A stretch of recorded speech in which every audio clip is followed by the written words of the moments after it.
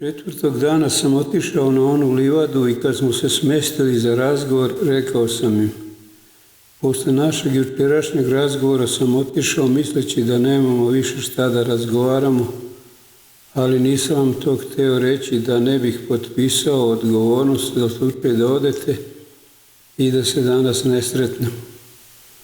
Hvala vam za sve, a posebno što ste me i danas sačekali. Da ste otišli pre ovog susreta, ostao bih u samoprekoru do kraja mog života. Zašto? Namestilo se još jedno pitanje vama. Pitanje je kratko kao što su to i većina pitanja, ali je uvod dugačak. Prošle noći sam sanjao kako se sa još jednom bliskom mi osobom, toliko bliskom da bi to moglo biti samo jedna od moje dve kćeri, provlačim u ležećem položaju kroz lavirint od velikih kamenih blokova. Bio je to uzak i nizak lavirint. Uzan, nizak četvrtac kanal od velikih kamenih blokova, a pokriven jednako velikim kamenim blokovima. Iako iz kanala nisam mogao ništa vidjeti, kao što se iz bilo kog lavirinta ništa napolje ne može vidjeti, bio sam siguran da je lavirint takav kakvim sam ga opisao. Imao sam užasan osjećaj jer, ne da sam se uplašio pomisli da je lavirint dugačak i zapetljan, nego sam se posle par metara u njemu osjetio zarobljenim s osobom u moje pratnji. Dopuzao sam do kamena koji je zatvarao prolaz dalje, a prolaza nije bilo više ni iza nas dvoje. Ležao sam tako po trbuške, a da nisam mogao ni glavu unazad okrenuti. Na sreću moju tu sam se probudio.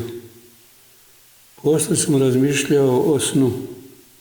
Uzak i nizak lavirint bi me možda natjeralo da razmišljam o kanalima u pećinama, da je bio bilo kakvih formi među stenama sa šiljcima, ali kanal je bio ujednačen četvrtac kao metalna cev za ventilaciju neke velike stambene zgrade ili fabrike.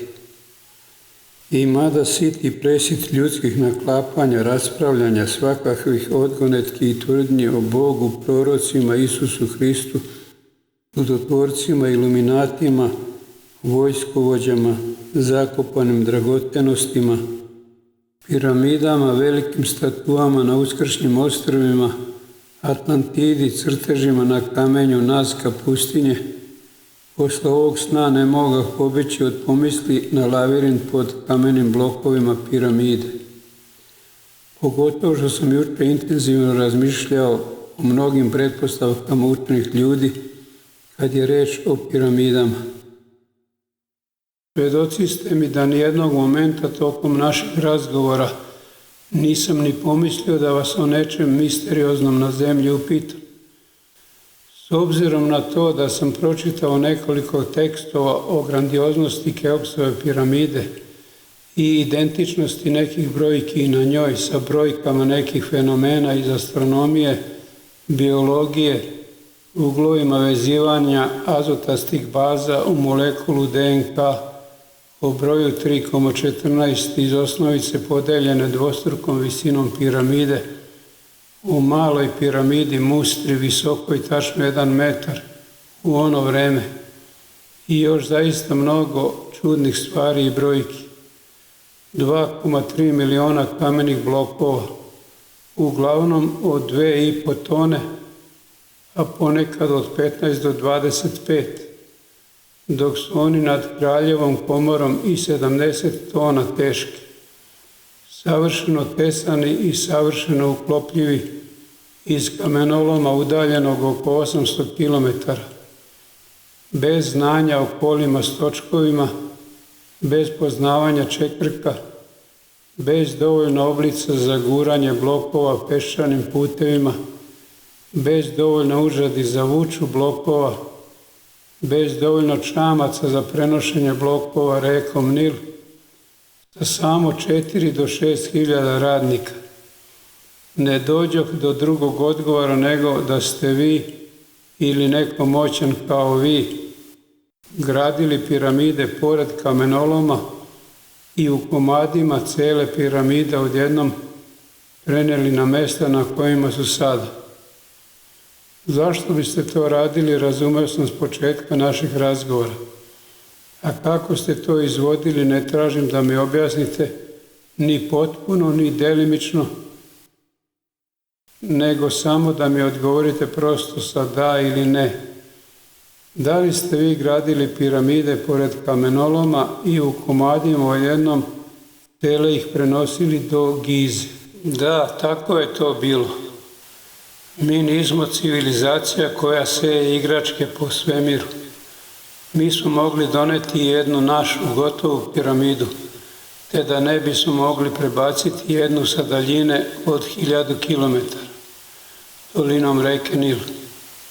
Ali bi ljudi prepoznavanjem strukture materijala koji nije iz okoline postavljenih piramida samo drugčije sebe kao plašljive izlagali. Plašljive u tom smislu da su hiljadama godina razmišljali o svakakvim načinima gradnje piramida, a nijednom se nisu usudili da izađu iz okvira svojih moći i pomisle da postoji neko kao mi, koji smo naučno-tehnološki neuporedivo opremljeniji i moćniji nego ljudi. Drugo, naše piramide su drugih dimenzija spolja i drugih dimenzija unutar njih. Dimenzije naših piramida ne bi imale smisla na pozicijama ovdašnjih piramida. Jeste li vi sagradili sve piramide? Ne samo 3 velike i sfingu. Mi smo vidjeli šta faraoni glume i kako muče svoj narod. To nam je dalo ideju da im pokažemo da se mogu svom narodu predstaviti kao miljenici bogova, ako hoće i kao da su bogovi. Jer u suštini to jeste svaki čovjek. A kako ko to upotrebljava ili zloupotrebljava jeste stvar razumevanja njega u sebi i sebe u njemu.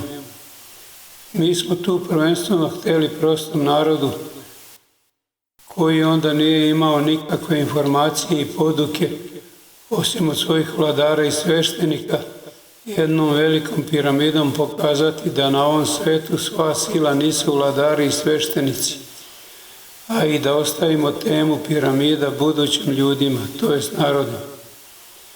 Rekli smo faraonu da ne zida ništa, nego da posle godine dana dođe rekom uzvodno do kamenoloma i da će tamo vidjeti gotovu piramidu, kakvu niko dotad nije imao, niti će iko ikad tako imati. Faraon je proglasio zabranu prilaska tim krajevima države, mada su ljudi i sa 100 kilometara, kako je piramida rasla, primećivali sjajne blokove nje i naravno čudili se njenoj veličini i sjaju. Mi tu ništa od ljudskih očiju nismo htjeli kriti, nekim zidanjem piramide među velikim planinama Afrike, a i onako smo radili samo noću. Faraonova lađa je plovila uz reku, a njegovi ljudi su se čudili i slavili njega, jer im je on bio obećao da nikog i ništa u Egiptu neće koristiti za gradnju piramide, nego da će mu bogovi kao sebi ravnom pokloniti jednu, dotad najveću. Nama nije ni do čije slave bilo stalo, te da bi nam stalo do slave među zemljanima. Na slavljenje Boga pozivaju sveštenici koji se ljudima nameću kao Božji namjesnici na zemlji, a mi pozivamo na shvatanje Boga. Kad smo piramidu postavili tamo gdje i sad stoji, a prenijeli smo je sa 2 ovakve, kako bi ti rekao, velike konzerve, i to kao tasmu sa palačinkama, rekli smo faraonu da ćemo sagraditi samo još 2 velike i posle opet sve prepustiti njihovim nasljednicima. Sve posle Mikerenove piramide su bile dosta manje. Građenja njih su izazivala opet nezadovoljstvo naroda, a i priče da novi faraoni nisu u milosti bogova jer ne dobijaju piramide na poklon.